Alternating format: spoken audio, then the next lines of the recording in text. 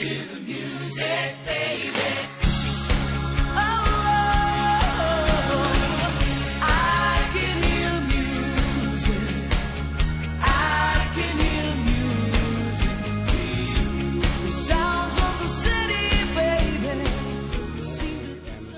Back. The classic harmonies of Brian Wilson and the Beach Boys. Brian can make anyone sound good. He, Al Jardine, and Mike Love back up contemporary Christian singer Kathy Tricoli. She sounded a little bit like Taylor Dayne on that first one. She should. She was one of Taylor Dayne's backup singers. I can hear music, just spectacular. Kind of the motivation for me to write about my singing stream. And my singing stream is right in front of Lauren Cade's property, right around the corner from Steve and Deb's Mayfly Lodge. And I'll bet you know that area well, Matt. Say hello to Matt Wagner, owner of the Driftless Angler in Viroqua, Wisconsin. Good morning, Matt. Good morning, Joseph. How are you? I'm well. How's the weather up there? It is going to be a mostly cloudy day in the low 80s, so it's perfect summer conditions again up here. Awesome. Are you hoping for overcast today? Should be pretty cloudy for the next couple of days, which for summertime, taking the edge off the sun is great for our fishing. So the next few days should be quite good for us. The trout don't have eyelids story. We need to root for cloudy days. I explained to the listeners earlier about why we call them coulees. You're the driftless angler. Tell us why this area is driftless. Well, driftless refers to the geological period here when there were glaciers. In a nutshell, glaciers were here, but they never plowed anything under and deposited their gravel in their till, which is geologically known as drift. So when you're down in our area here and you're driving through all these valleys, ground level is actually on the top of all the hills up above you, and our valleys have been carved out of the limestone and the sandstone for hundreds of thousands of years. Each of those valleys has a trout stream in the bottom, especially in Vernon and Monroe County, which is pretty cool.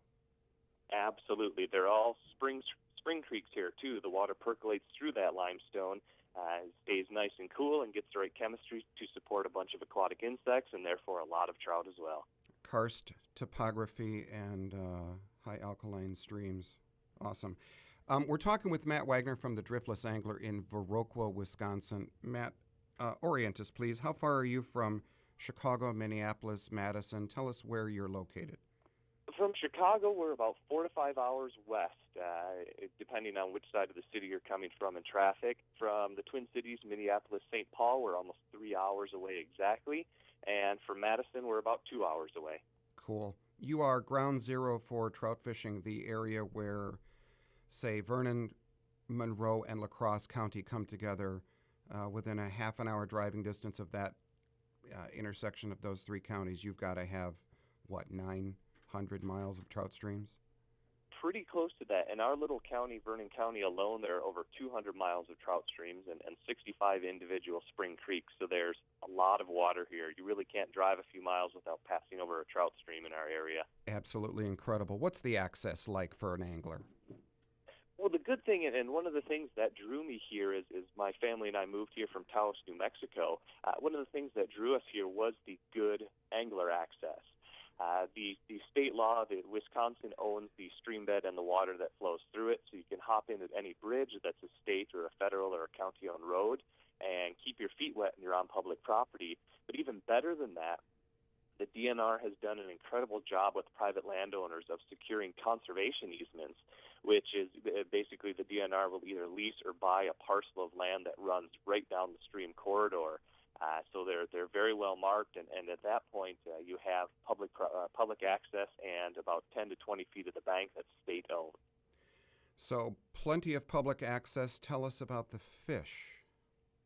The fish themselves in this area, since our streams are so fertile and run at a very good temperature, is some of our streams have western numbers of trout in them, up to thousands of fish per mile. The vast majority of our fish are wild brown trout. They were stocked at one time, but they're a self-sustaining population now. And we have quite a few streams that have some native brook trout in here as well. They've been here for, again, thousands of years. Awesome. The brook trout have been there since the last time the glaciers receded, naturally reproducing browns, which is absolutely spectacular. The public access, all the water in Wisconsin being held in public trust.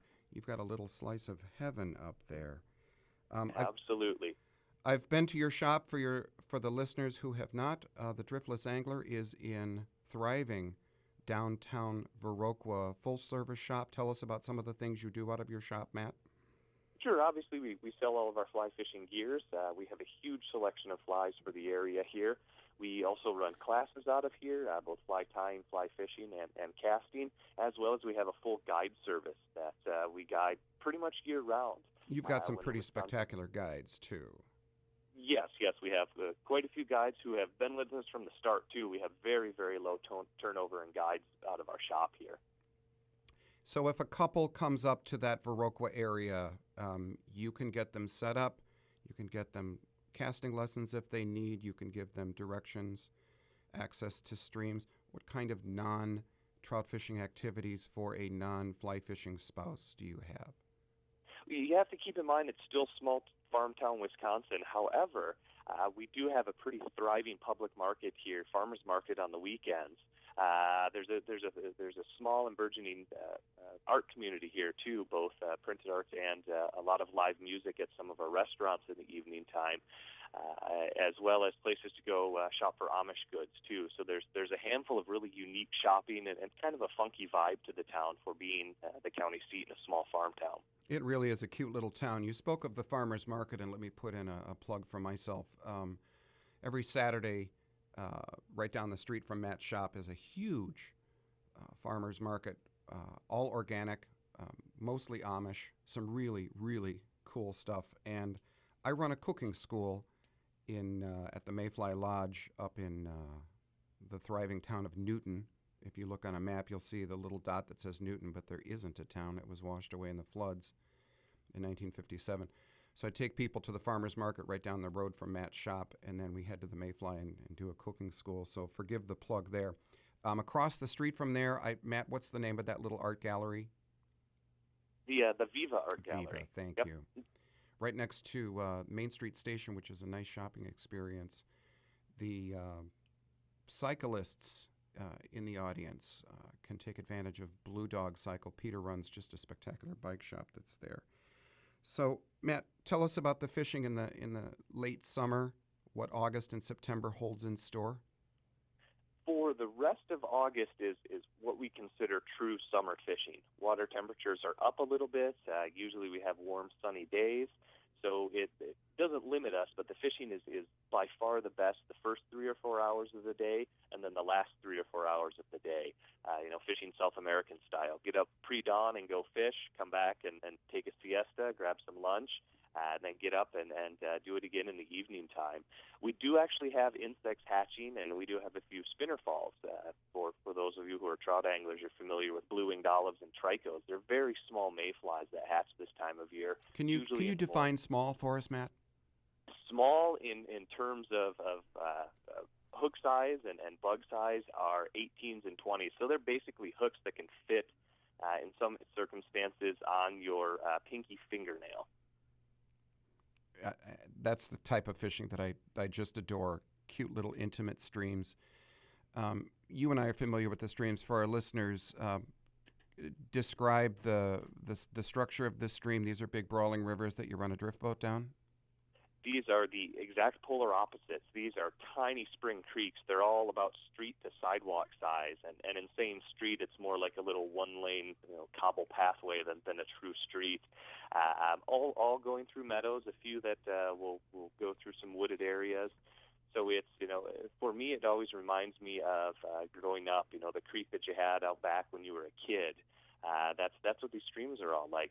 There's no way to float 90% of these waters, so it's all walking ways.